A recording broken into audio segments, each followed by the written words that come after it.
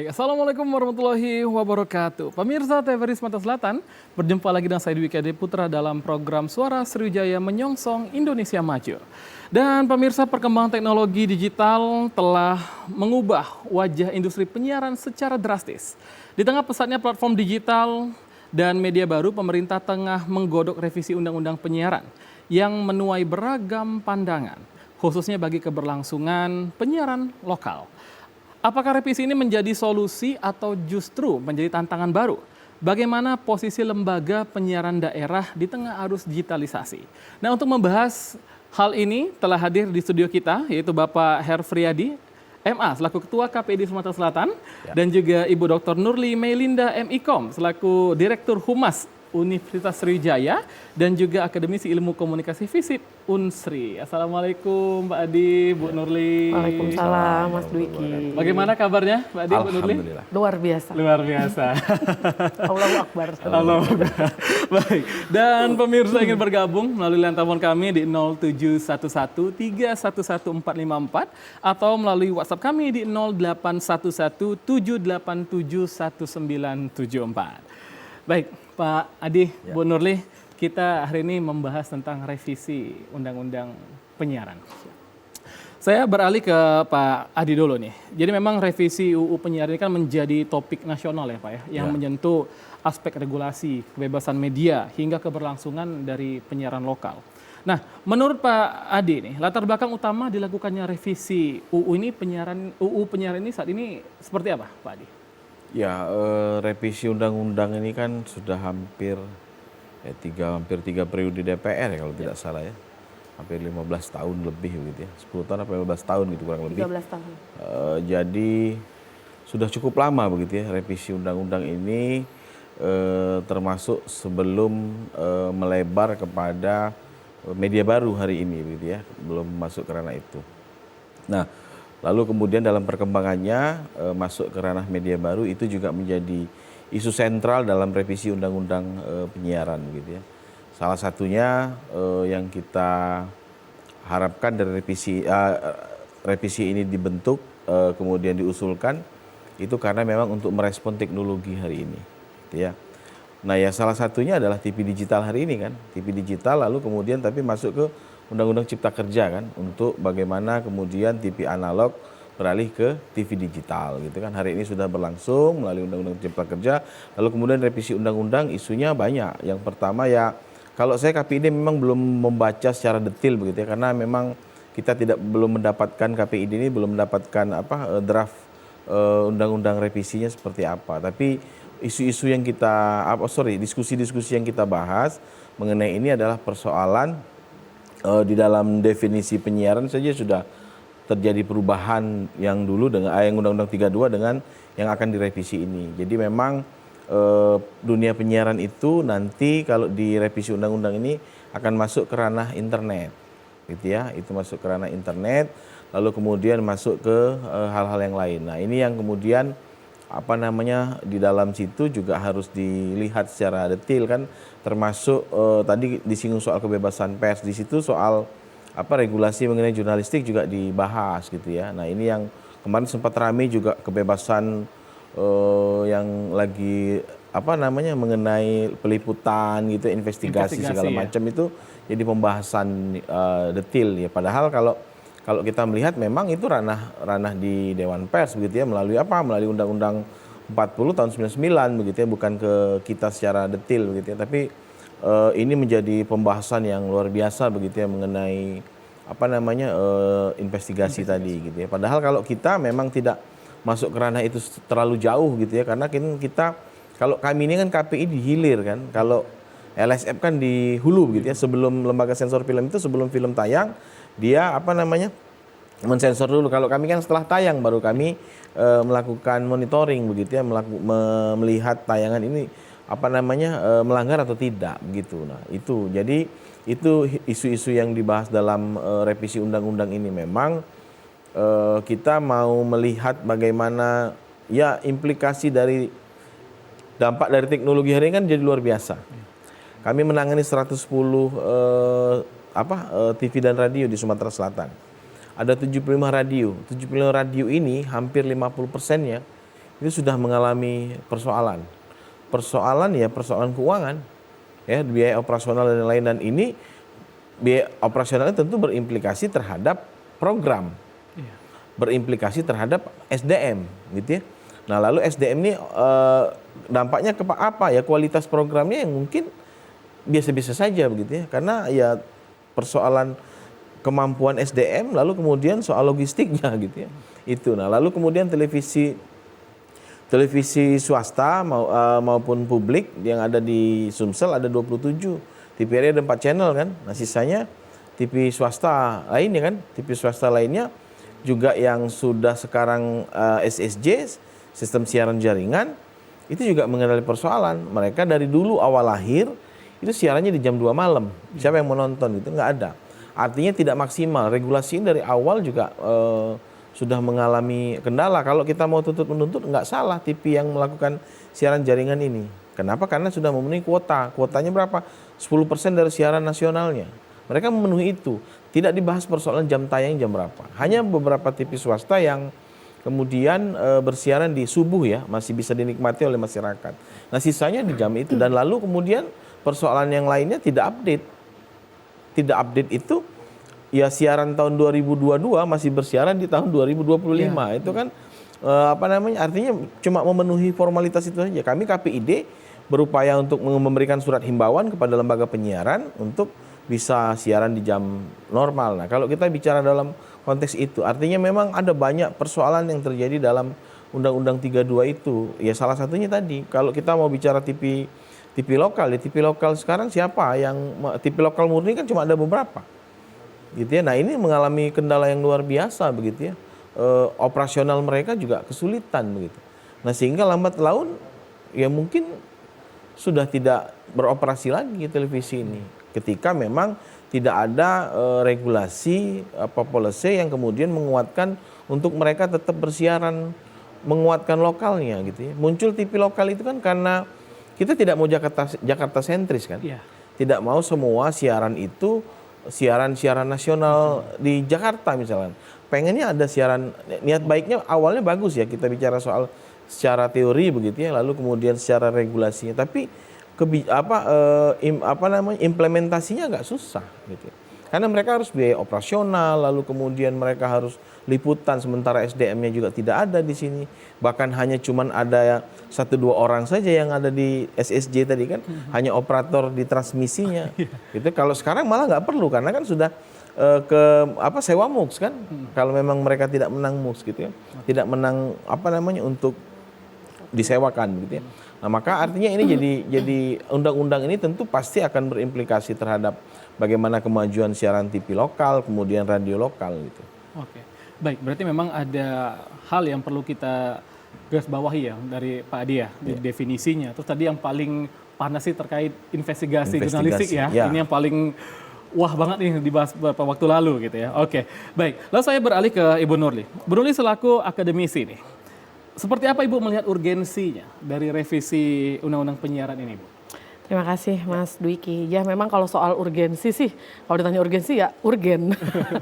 Karena seperti yang dibilang sama Pak Adi tadi ya, bahwa memang kita diskursus mengenai revisi undang-undang ini sudah bergulir begitu lama. Ya. Memang undang-undang penyiaran juga udah dari tahun 2002 sampai sekarang itu kan berarti sudah 23 tahun. Yes. Berarti dengan dinamika kepenyiaran yang seperti saat ini, masuknya media digital, kita udah terlalu terlambat sebetulnya kalau ingin merevisi. Ini harusnya udah bersiap sedari dulu ya. Dan polemik pembahasan RUU ini aja itu sudah dimulai sejak tahun 2012. Jadi memang di sini bukan hanya bicara mengenai regulasi saja, tapi di sini juga bicara mengenai kontestasi, ada juga kepentingan.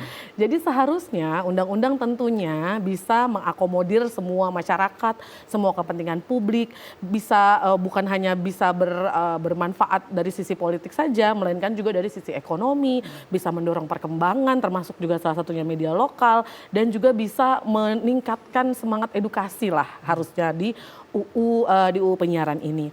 Nah, namun perlu diperhatikan juga kan, kita perlu tahu bahwa kita perlu mengawal lah bahwa ya gimana si UU penyiaran yang akan direvisi ini bisa menjamin ruang deliberatif di media digital. Jadi jangan sampai juga ini menjadi perpanjangan tangan dari pemerintah, dari kepentingan-kepentingan ekonomi di belakangnya.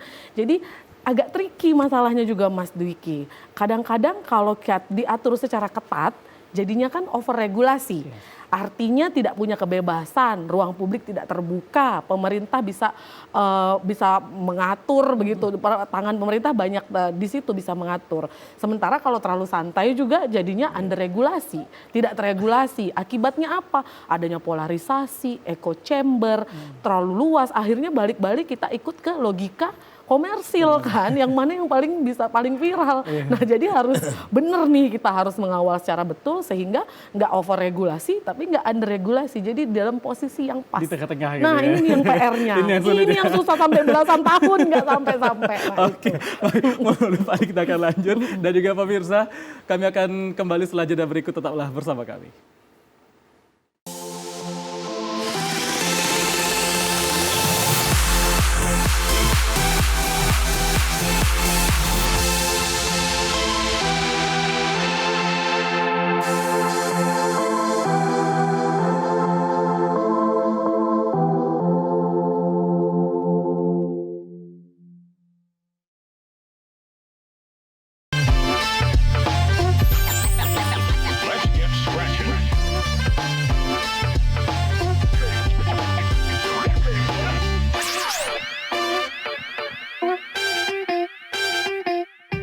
Hello and welcome to Sumsel Stories.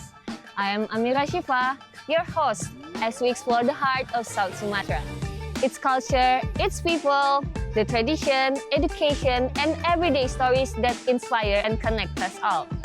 From local tradition to hidden gems, stay with us as we bring you closer to the warmth and wonder of South Sumatra.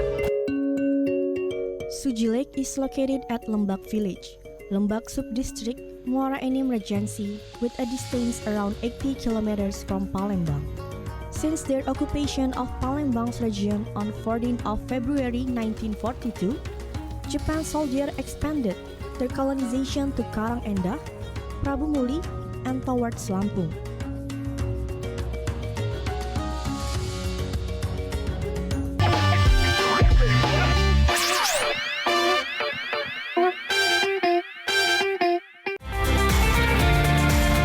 Sebagai lembaga penyiaran publik, TVRI Sumatera Selatan menjunjung tinggi sinergisitas menuju TV kelas dunia, menciptakan Indonesia cerdas, menyongsong Indonesia maju. TVRI Sumatera Selatan bertekad menjadi TV publik, mampu menjembatani kepentingan masyarakat dan pemerintah.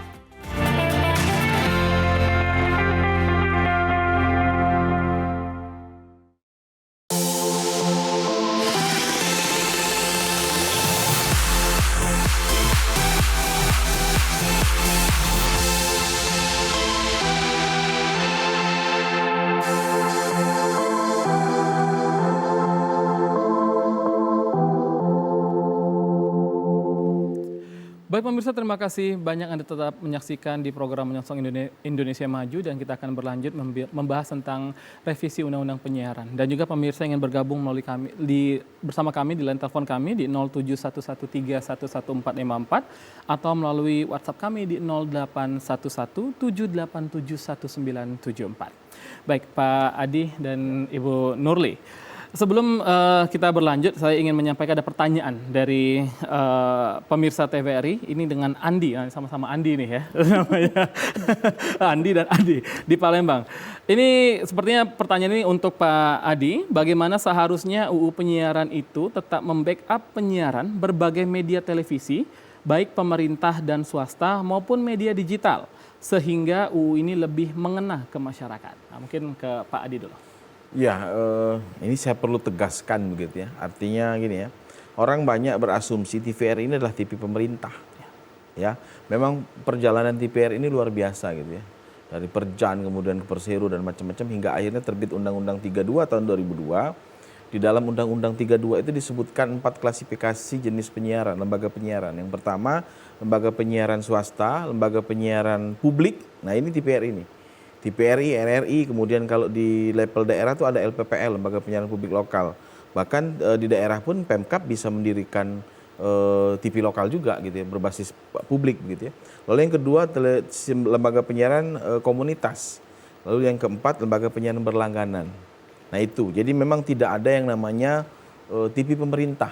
Itu yang perlu ditegaskan. Ini milik publik gitu ya. TVRI ini milik publik. Bahkan kita di dalam aturan undang-undang itu kita bisa memberikan kontribusi materi ke TVRI. Itu diatur sumber pendapatan dari lembaga penyiaran publik ini gitu ya. Jadi tidak ada itu. Nah artinya kalau kita kembali ke pertanyaan tadi, bagaimana kemudian ini bisa diakomodir semua di dalam. Kalau saya begitu ya, kalau melihat dalam konteks sisi kebijakan begitu ya, saya sebetulnya agak kurang sependapat ketika ranah dunia internet gitu ya, masuk ke penyiaran gitu. Karena saya belum membayangkan bagaimana sistem monitornya begitu ya.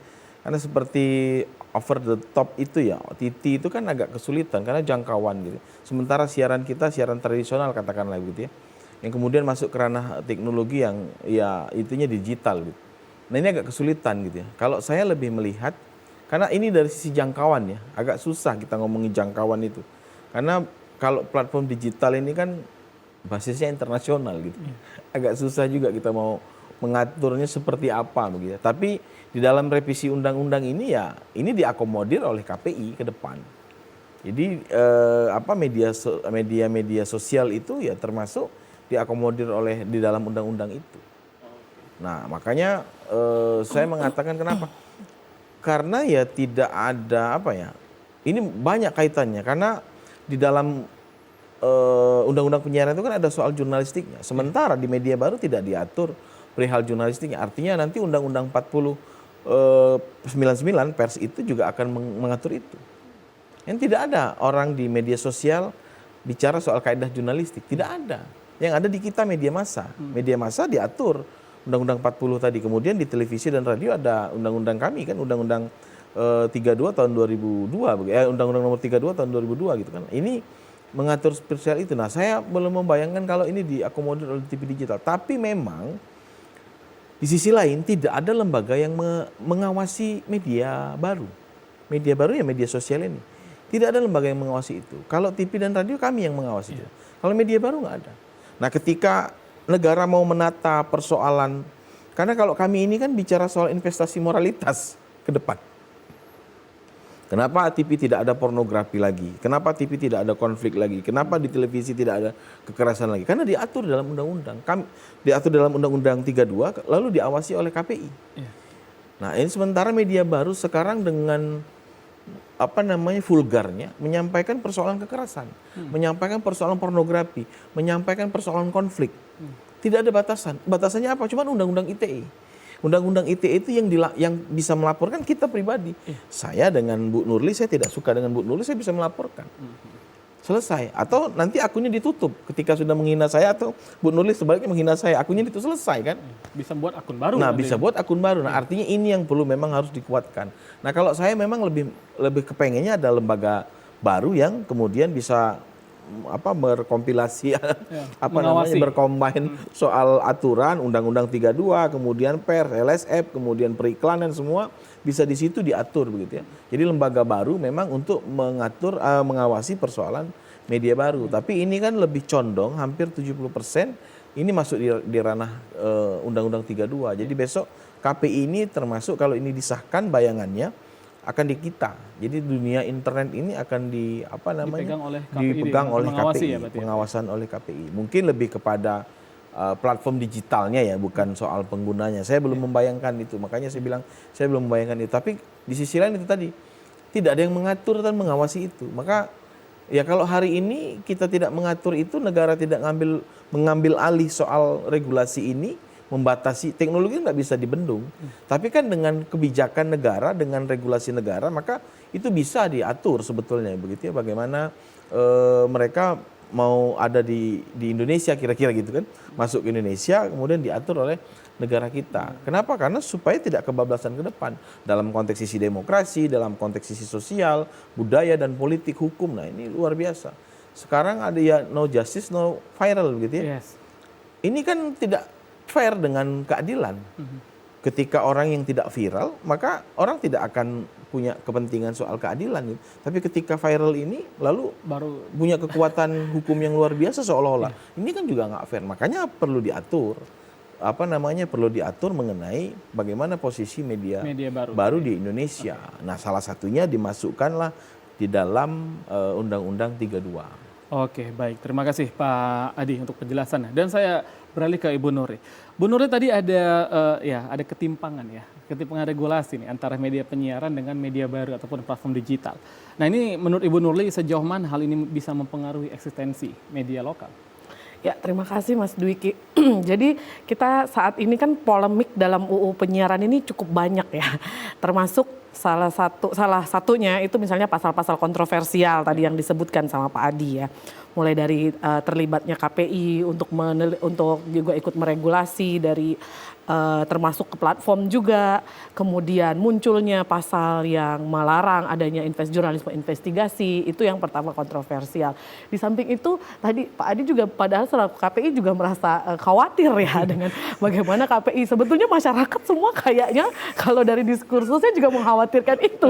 Jadi bagaimana apakah KPI kemudian punya kapasitas dengan selama ini kan terbatas tuh sumber daya yang dimiliki oleh KPI terbatas, wewenangnya juga terbatas. Cukup terbatas lah ya Mas Adi ya, wewenangnya juga cukup terbatas, sehingga justru malah dinaikkan lagi tanggung jawabnya, diberikan tanggung jawab yang lebih besar. Kalau misalnya nih sumber daya dan infrastrukturnya tidak ditambah, ya tentu akan kewalahan. Apalagi sekarang kita kedatangan banyak model penyiaran nih kan. Sekarang kan kita di 3 klaster tuh ada penyiaran tuh. Klaster seperti yang kita sekarang, media penyiaran si konvensional, kemudian OTT yang over the top, yang streaming, Netflix segala macam, lalu media sosial. Nah, selama ini tadi media sosial dan OTT khususnya mereka kan diregulasi oleh platform masing-masing, oleh ketentuan pengguna, guidance, community guidelines. Nah, selama ini diregulasi oleh itu. Nah, sebetulnya itu menurut saya itu adalah solusi jangka pendek yang paling mungkin dilakukan, ialah dengan memanfaatkan KPI, kemudian dengan bekerja sama dengan Komdigi yang memang sudah disiapkan, walaupun itu juga polemiknya luar biasa, karena memang harusnya bisa ditangani secara lebih serius lagi. Namun ya mungkin itu adalah solusi terdekat jangka pendek yang bisa diambil, karena ya daripada nggak ada yang meregulasi, sampai sekarang tuh belum ada yang meregulasi, karena diregulasi balik lagi ke platform masing-masing dengan community guidelines-nya masing-masing. Nah, ini memang jadi kemudian menjadi banyak perbincangan sampai sekarang pun, makanya belum selesai kali ya masalah undang-undang ini. Nah, itu kemudian bagaimana pengaruhnya dengan media lokal. Ini juga perlu kita kaji dan telisik lebih dalam. Bagaimana kemudian RUU yang sudah disiapkan saat ini itu mengakomodir perkembangan dan melindungi kepentingan dari media-media lokal. Karena khawatirnya jika tidak dipantau oleh kita publik, oleh misalnya lembaga masyarakat, oleh aktivis-aktivis media, oleh publik tadi, oleh akademisi, takutnya justru di dalam undang-undang ini menjadi problematik di media lokal berdirinya di mana.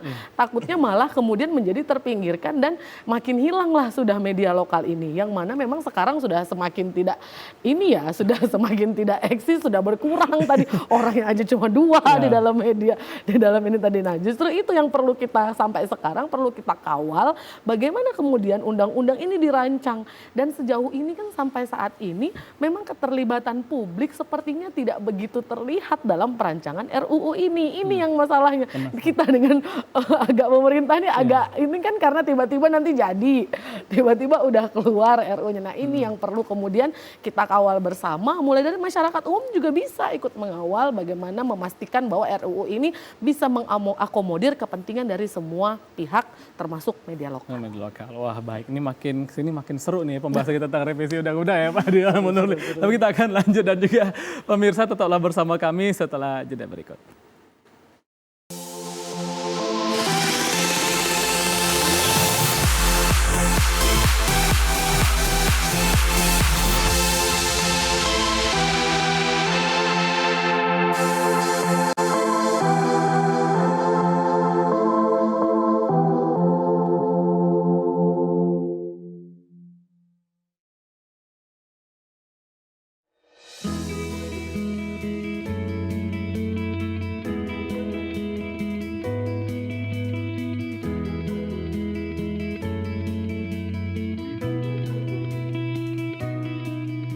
Pagi Bu Lita. Pagi.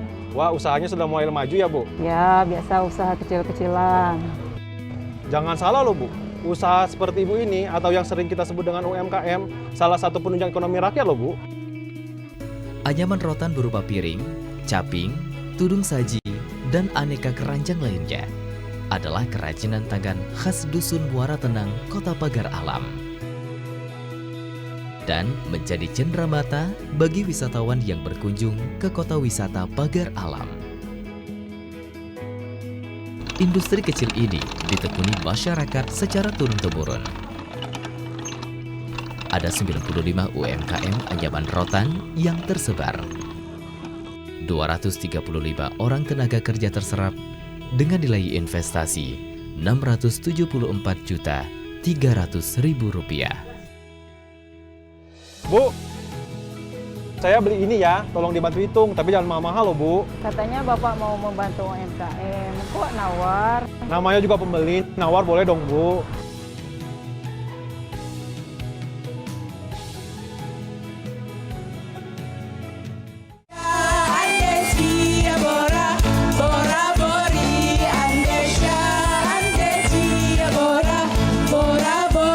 Salah tuh ngapo sedihnya? Aku nih buntu. Ketalang betutu ke rumah Cek Gaya. Cakap. Walaupun buntu tetap gaya.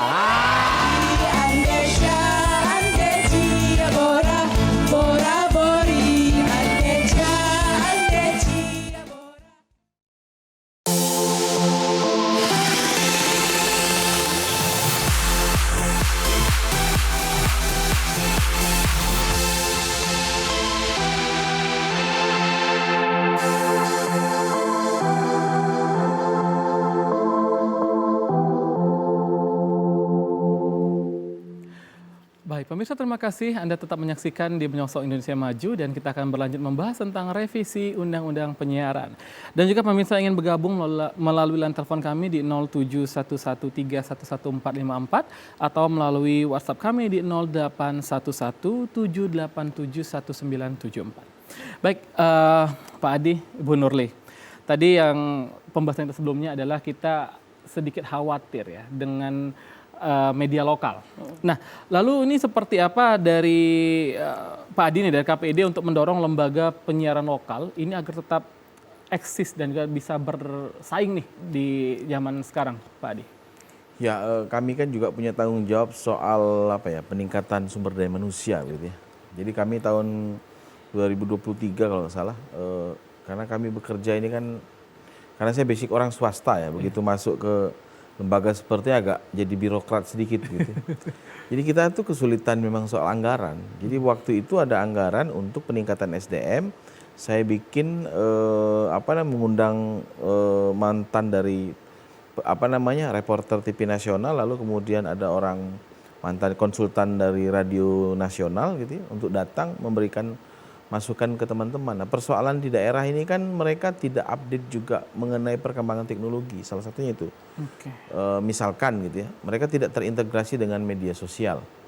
Terintegrasi tapi tidak begitu aktif.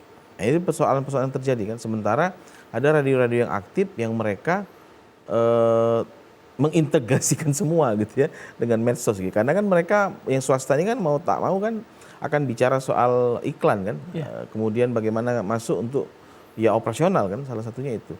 Nah, itu yang kemudian kita buat, bagaimana kemudian mendesain program yang bisa bisa diterima kalangan sesuai dengan karakteristik lembaga penyiarannya apa. Misalkan radionya radio dangdut ya, berarti masyarakat yang memang pencinta dangdut begitu ya.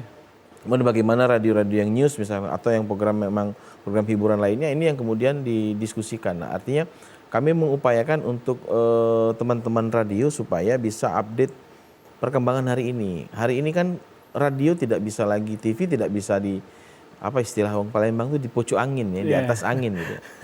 Mereka harus sudah istilah jemput bola ya.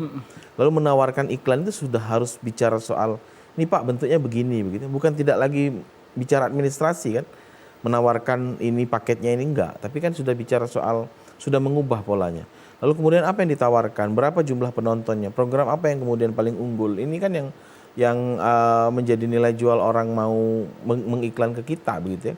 Nah, ini kemarin kita buat workshop itu untuk peningkatan SDM. Ini yang kita lakukan, kita upayakan untuk peningkatan teman-teman di daerah. Nah, ya tadi catatannya mereka agak kesulitan. Nah, termasuk hari ini kalau kita mau bicara soal berita misalkan gitu ya. Saya pikir semua radio kemarin saya menginstruksikan untuk semua radio update soal informasi. Saya bilang kan. Karena kalau kamu bicara dasar-dasar broadcast, awalnya itu semua di radio saya bilang. Podcast hari ini itu dasarnya radio, cuma divisualkan. Masa kita kalah saing orang lama dengan orang baru, kira-kira gitu. Nah, maka kita buat kita desain sebaik mungkin gitu ya, menyesuaikan dengan kondisi hari ini. Lalu kita mau tidak mau harus melibatkan anak-anak muda hari ini. Saya ya mungkin tidak lagi bisa masuk ke ranah-ranah hari ini ya begitu ya, misalkan ke TikTok segala macam gitu. Untuk variasi-variasi saya nggak paham gitu ya. Maka dilibatkan bagaimana program yang diinginkan anak-anak muda hari ini. Ya termasuk misalkan TVRI dengan nilai lokalnya begitu ya. Bagaimana melibatkan publik gitu, karena tanggung jawab ke publik. Itu yang kemudian menjadi satu catatan supaya penyiaran program-program siaran lokal ini bisa naik, grade-nya naik gitu loh. Ya kan, kalau baca berita selamat pagi, selamat malam dengan formal nggak mau lagi orang hari ini. Maka didesain yang baru. Nah, ini untuk mengangkat lokal. Nah, kalau misalkan besok undang-undang penyiaran itu memang semua masuk ke ranah internet misalkan begitu ya, masuk ke ranah penyiaran itu. Ya ini kan tinggal mengintegrasikan itu. Ya kalau dalam teorinya Bu Nuri itu kan berkonvergensi media ya Bu Nuri ya, kira-kira gitu kan. Nah, konvergensi media ini kan menyatukan, istilahnya menyatukan semua media. Nah, kalau semua media nanti sudah jadi satu situ kan bisa bahkan lebih baik begitu ya. Ini salah satu radio kita misalkan yang level nasional, dia mengganti brandnya radio anak muda. Ada biasanya kan radio Bu Nurli FM radio gitu. Ini nggak ada pakai MLM radio. Kenapa? Karena bicara soal market. Jadi namanya cuman Nurli saja misalnya. Nah, orang nggak tahu nih Nurli apa memang pemilik radio atau apa gitu kan kita nggak tahu. Nah, ini salah satu ya trik yang mereka lakukan. Nah, ini kan kalau misalkan besok jadi satu, nah ini justru malah lebih mengangkat bagaimana tinggal kita memoles ya seperti TV digital lah. Teknologinya sudah canggih, bajunya sudah baru, masa programnya gitu-gitu lagi? Itu kan, nah itu kan kira-kira gitu. Nah, makanya ketika revisi undang-undang ini memang disahkan ke depan, maka ada peluang untuk konten-konten lokal ini menjadi lebih baik. Bukan konten kreator ya, program konten lokalnya itu justru lebih baik nanti. Orang akan lebih mulai kreatif lagi. Sekarang radio itu udah lesu, udah males. Udah nggak bisa berpikir lagi karena terhalang aturan juga begitu ya. Media sosial tidak diatur, mereka tidak bayar, ya kan? Akun-akun media sosial itu kan nggak bayar. Sementara radio, TV itu bayar per tahun. Ada ISR-nya, ada IPP-nya gitu ya. Kemudian diawasi pula oleh kami kontennya, nggak bisa sembarang gitu. Ini kan ketimpangan, ketidakadilan. Nah, ketika ini sudah disatukan jadi satu gitu ya. Kemudian kita implementasikan, mungkin saya pikir saya masih optimis untuk bisa lebih maju, dan televisi pun saya optimis ketika sudah digital, karena hari ini memang euforia dunia media baru, tapi ke depan saya pikir orang jenuh juga gitu ya. Diskusi ibu-ibu di pasar itu sudah kegelisahan tentang internet. Kalau dulu kan kegelisahannya adalah tentang infotainment. Oh, ini artis ini gitu kan. Tapi kalau sekarang kegelisahannya sudah soal anak saya ini konsumsi ini loh, ngeri kita ya, ada kekerasan. Artinya sudah ada kekhawatiran dari mereka orang tua misalnya gitu, terhadap dunia internet ini. Maka ketika ini diatur, punya policy yang baik gitu ya, mengeluarkan regulasi yang baik, maka ini akan menjadi tidak timpang lagi. Nah, maka bicara soal keadilan di dalam dunia penyiaran. Gitu. Oke, baik Pak Adi. Nah, lalu tadi itu adalah bagaimana dari media lokal untuk bisa sustain sampai dengan sekarang. Nah, saya ke Bu Nurli. Ini sebagai solusinya nih Bu Nurli. Apakah kolaborasi nih antara media lokal dengan platform digital ini bisa menjadi suatu solusi untuk keberlangsungan media lokal? Menurut saya kolaborasi itu bukan lagi solusi, tapi sesuatu yang sudah tidak terhindarkan lagi ya, inevitable. Karena memang sekarang seperti kata Pak Adi bilang ya, memang sudah kita semua sudah hidup batasan antara dunia digital dan dunia realita itu sudah blur. Jadi kita sekarang mengkonsumsi media sosial itu sebegitu tingginya, bahkan bisa dilihat mungkin screen time kita, kalau saya mungkin udah 10 jaman ya dalam satu hari. Jadi memang itu tidak terhindarkan. Makanya juga memang media-media lokal harus bertemu di tengah gitu ya. Jadi memang kita juga tidak boleh anti perubahan, tidak boleh anti teknologi, tidak boleh anti digitalisasi.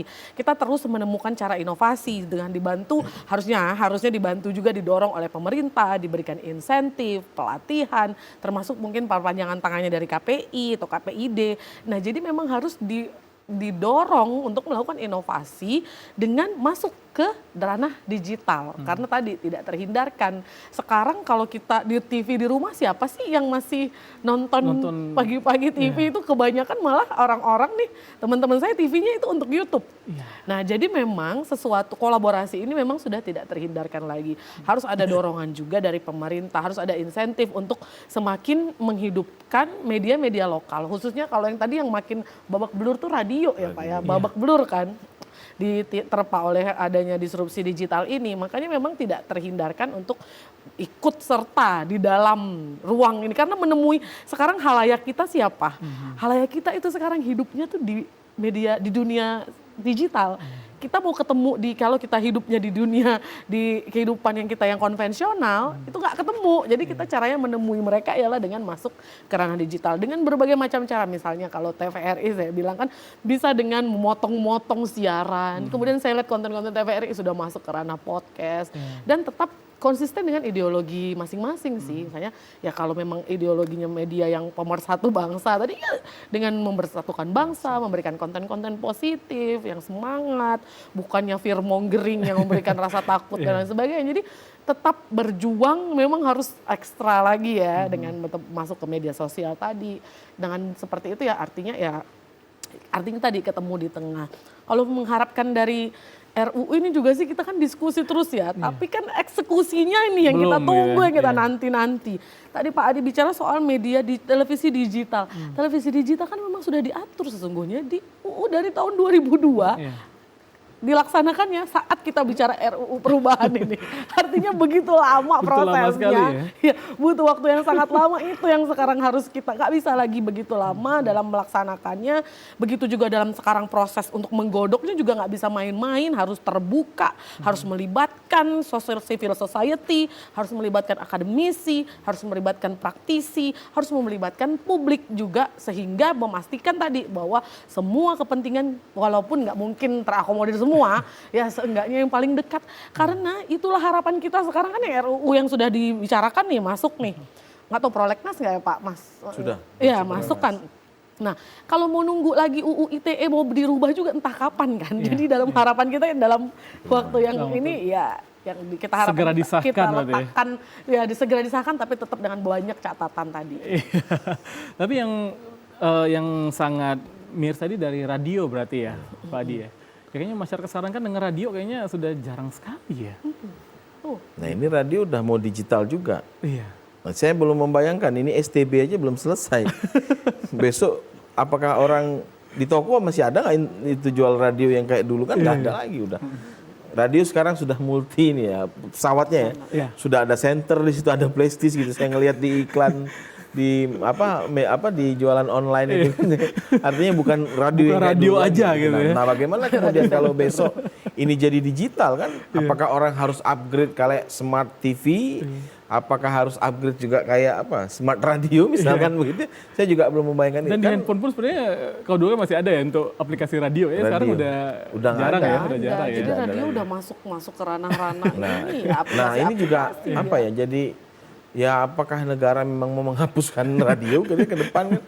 Karena ya kalau kami melihat ada beberapa radio yang memang bermasalah, kemudian kami juga bantu komunikasi ke Komdiji untuk bisa dihidupkan. Salah satu misalkan di Kabupaten Lahat gitu kan, radio udah nggak ada lagi gitu. Tinggal satu radio ini yang masih eksis, yang masih mau hidup gitu ya. Dengan ya karena dia cinta radio. Orang ini yang owner radio ini karena kecintaan terhadap radio. Kalau mau mengharapkan income secara nilai ekonomi itu nggak ada lagi. Kalau untuk bisnis nggak bisa. Sudah nggak bisa lagi. Nah, karena itu mereka menyatakan apa? Saya putra daerah mau memberikan kontribusi terhadap daerah melalui informasi, melalui radio. Mau memberikan informasi ke radio, karena ya hari ini mereka gitu. Ada alasan juga dokter, salah satu yang sekarang mengakuisisi radio swasta, bicaranya apa? Saya pengen menghidupkan lagu anak-anak lagi, Mas. Alasannya gitu. Ini kan cara berpikir orang kan gitu. Nah, artinya ada kerinduan kita juga terhadap dunia-dunia yang dulu begitu ya. Bukan kita tidak bisa melihat menerima teknologi, perkembangan teknologi hari ini, tapi memang negara harus hadir untuk mengatur ini. Itu aja sih. Kalau saya lebih kepada situ. Kalau membendung teknologi udah nggak bisa kita. Tapi negara harus hadir membuat satu kebijakan mengenai hal-hal ini supaya tidak berimplikasi, tidak berdampak kepada anak-anak kita ke depan. Masih mending dengerin radio. Dulu kita bicara lulu gue kan kira-kira. Kalau sekarang anak-anak udah bukan lulu gue, ngomongnya udah nggak jelas. Betul. Dalam tanda kutip tuh ya ngomong-ngomong bahasa kebun binatang itu udah mainan hari-harian mereka. Nah, bagaimana ke depan kalau ini tidak diatur? Gitu. Jadi memang ada aturan yang mengatur tadi ya, ya. Pak Adi ya. Oke, baik Pak Adi, kita akan lanjut berbincang setelah jeda berikut dan juga pemirsa tetaplah bersama kami.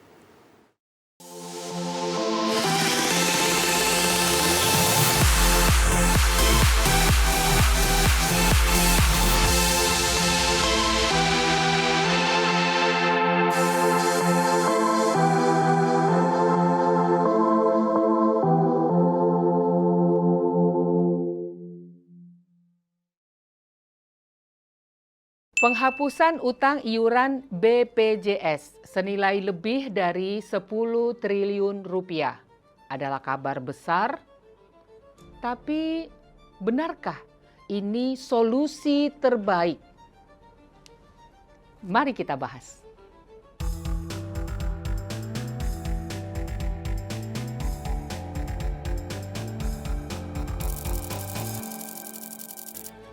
Kebijakan ini menjadi bagian dari janji politik Bapak Presiden terpilih Prabowo Subianto untuk memperkuat jaminan kesehatan rakyat. Ternyata sebuah langkah yang sedikit menimbulkan pro dan kontra.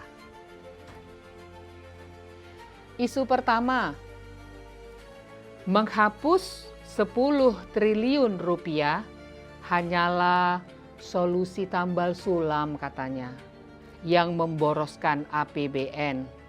Utang ini akan muncul lagi tahun depan. Kenapa tidak fokus pada peningkatan kualitas layanan atau penegakan hukum agar yang mampu tetap bayar? Faktanya, kebijakan ini adalah pemutihan tunggakan bagi yang miskin saja. Peserta PBI penerima bantuan iuran dan PBPU, pekerja bukan penerima upah yang diverifikasi tidak mampu agar bisa kembali mengakses layanan. Nah, dana 10 triliun rupiah itu dialokasikan untuk memindahkan mereka ke kategori PBI tadi, penerima bantuan iuran ditanggung negara atau Pemda secara permanen. Ini bukan sekedar pemutihan, tapi relokasi subsidi yang bertujuan memurnikan data kepesertaan, memurnikan data. Isu kedua, bagaimana dong dengan kami yang rutin bayar tiap bulan tanpa telat demi menjaga kepesertaan? Giliran yang menunggak tiba-tiba diputihkan. Mana keadilannya? Kenapa kami yang patuh tidak dapat insentif apa-apa? Kami merasa dianaktirikan. Isunya loh ya. Faktanya, kebijakan ini hanya menyasar peserta yang memenuhi syarat ketat, terdaftar di DTSEN, Data Tunggal Sosial Ekonomi Nasional, dan beralih ke PBI tadi, penerima bantuan iuran.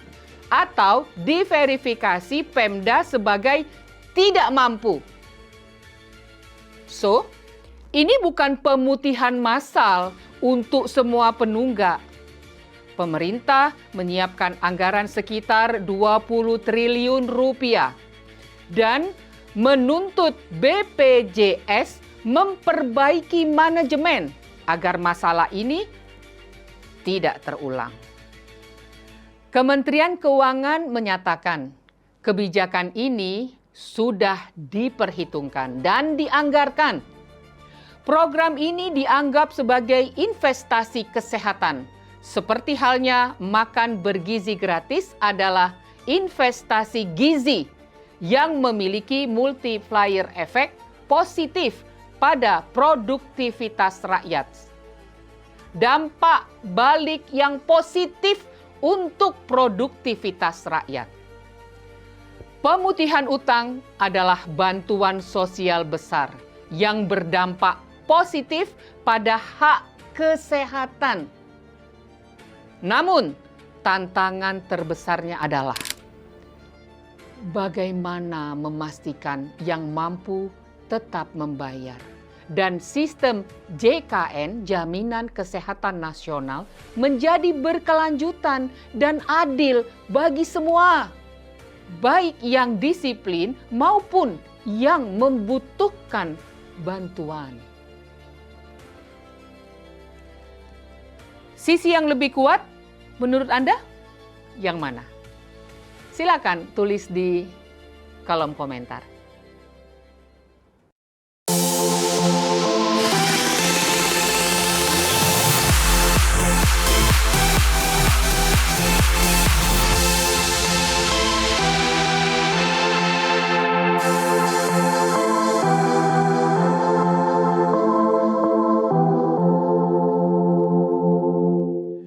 Pemirsa, terima kasih Anda tetap bersama kami dalam Menyongsong Indonesia Maju, dan kita akan membahas lebih lanjut tentang revisi Undang-Undang Penyiaran.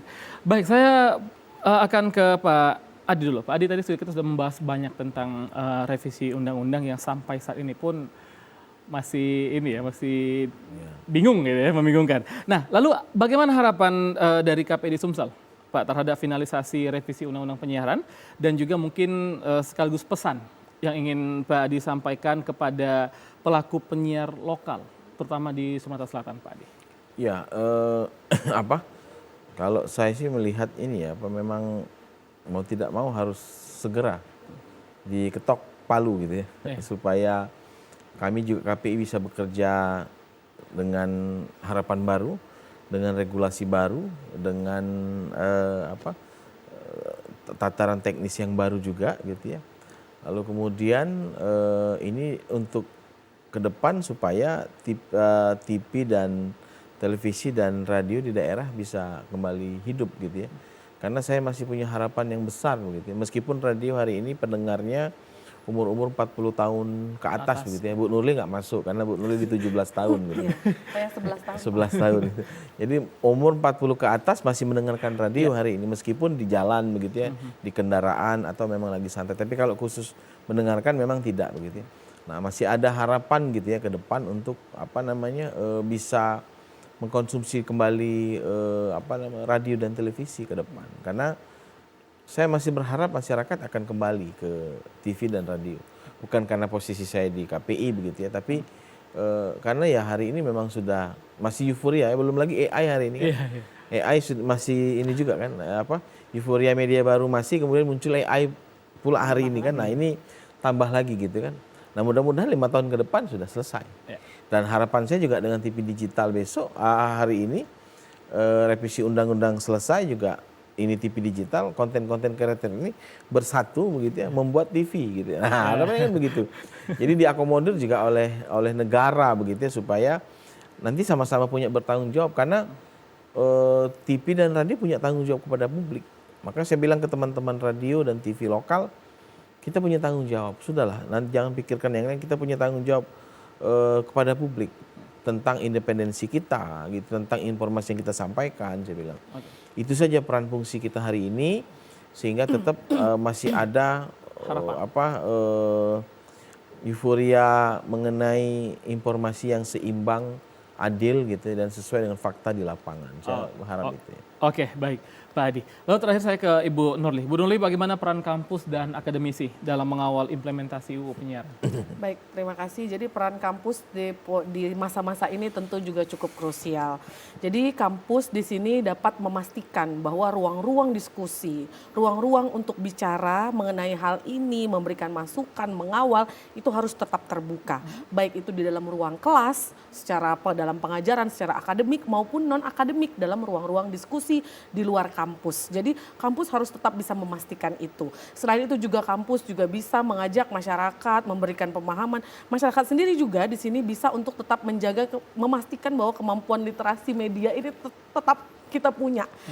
Karena kita harus bisa memastikan mana berita yang baik untuk kita konsumsi. Kita harus bisa mengenali framing, mengenai bagaimana caranya orang kemudian menyebarkan informasi. Kita harus bisa melihat dari sudut pandang berbagai macam sehingga kita kritis dalam melihat, tidak terpengaruh dengan kepentingan-kepentingan tertentu yang menguasai mungkin modalitas-modalitas media itu. Jadi kita harus tetap membuka ruang, mengawal, kemudian